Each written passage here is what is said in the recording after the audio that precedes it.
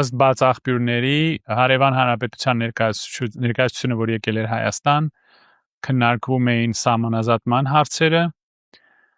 եւ ինչ որ ուրիշ բառեր այնտեղ ասեցին։ Դուք շատ լավ գիտեք այս խմբի ոճը։ Նրանք սկզբից ոչինչ չեն ասում, հետո ասում են այսպեսի բան չի լինի,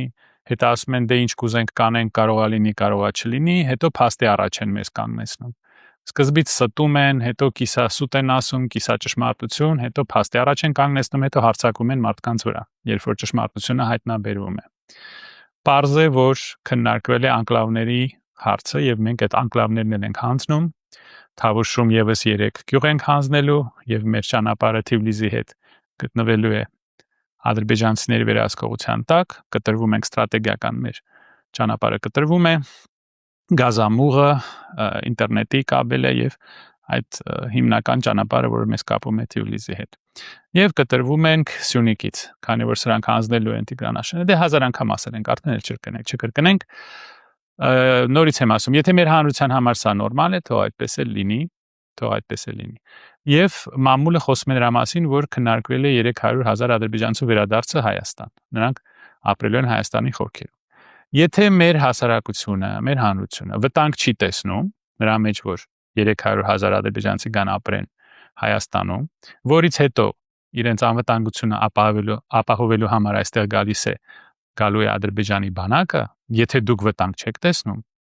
եթե մարդիկ կան, որ դեռ գնալու են ձրի խորովածի հետևից, էլ մի անգամ էլ իրանց կխապեն եւ ասելու են, որ այս անձը մեր Քրիստոսն է եւ իրանց երեխաների կյանքից 20 տարի ուզում են տան այս անձին։ Եվ դուք համարում եք, որ նորմալ է, որ մենք արդեն հանձնել ենք մեղրին, սահման չունենք Իրանի հետ։ Հիմա էլ կտրվելու ենք Սյունիքից եւ 300,000 ադրբեջանցի գալու է Հայաստան, եթե դուք գտնում եք, որ սա նորմալ է, եթե դուք շարունակում եք տանը նստել, անտարբեր մնալ, քյաբաբ ուտել երեկոյան, շատ լավ, թող այդպես էլ լինի, թող լինի ձեր ուզածը։ Հետո ոչ ոք չասի, որ ձեզ չեն զգուշացրել, սրա հետևանքը ինչ է լինելու։ Սրա հետևանքը լինելու է այն, որ Երևան Մոսկվա, Երևան Փարիզ, Երևան Վիեննա, Երևան Ֆրանկֆուրտ, Երևան Աբու Դաբի, Երևան Լառնակա եւ ուրիշ չվերթների գները կտրուկ աճելու են, որովհետեւ Հայաստանից սկսվելու է մասսայական արտագաղթ։ Տասնյակ հազար մարդիկ եւ շատ շուտով 100,000 մարդիկ Հայաստանը լքելու են։ Նրանից հետո, երբ այստեղ կգա համարյա կես միլիոն ադրբեջանցի, իրանց հետևից կգա ադրբեջանի բանակը։ Սա Հայաստանի վախճանն է։ Եթե դուք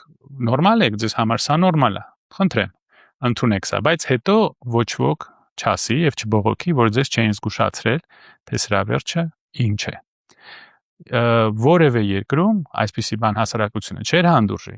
եւ այսպիսի կառավարություն չէր պահի իշխանության։ Որևէ երկրում ոչ այսպիսի կառավարություն կունենայինք, ոչ էլ այսպիսի ընդդիմություն։